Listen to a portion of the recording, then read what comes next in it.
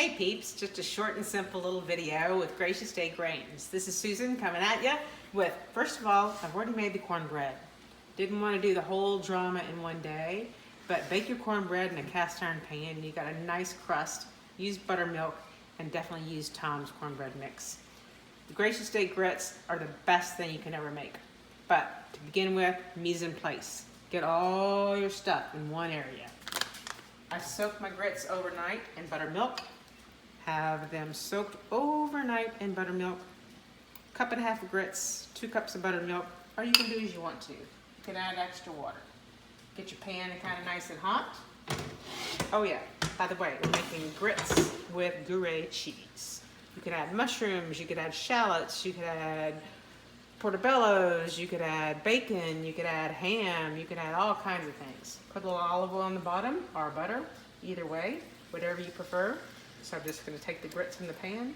Again, have your tools in the place, have your oil in the place, have your grits all soaked, have your salt and your herbs, everything you want to do all in one spot so that you don't forget what you're making and what you're doing.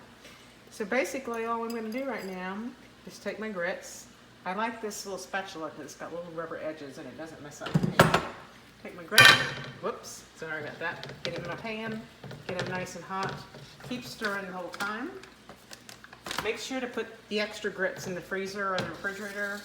They are fresh. They're not like the stuff you buy at the grocery store, so they do go bad. They're not like the plastic stuff. So once again, you're going to keep cooking your grits and keep stirring it. Sort of like risotto or any other kind of grain that you got to cook and keep constant.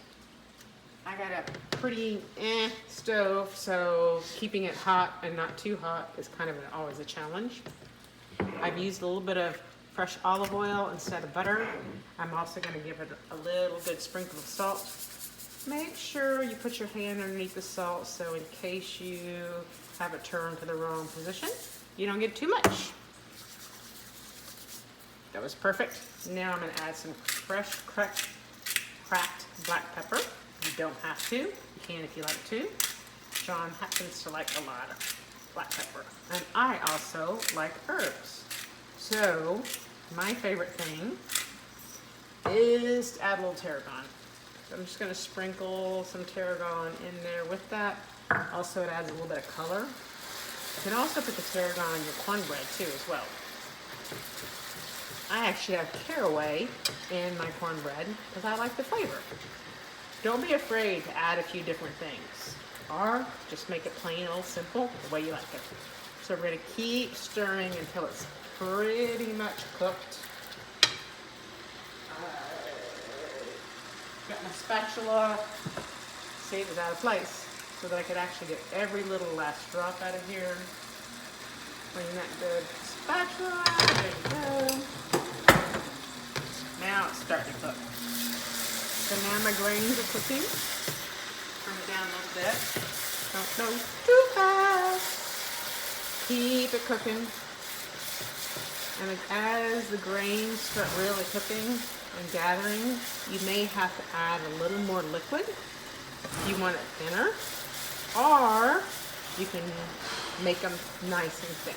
It's your choice. So now they're just about cooked. You can do probably another 3 to 5 minutes on a lower temperature, but since we're doing TV, we got to do it the TV way.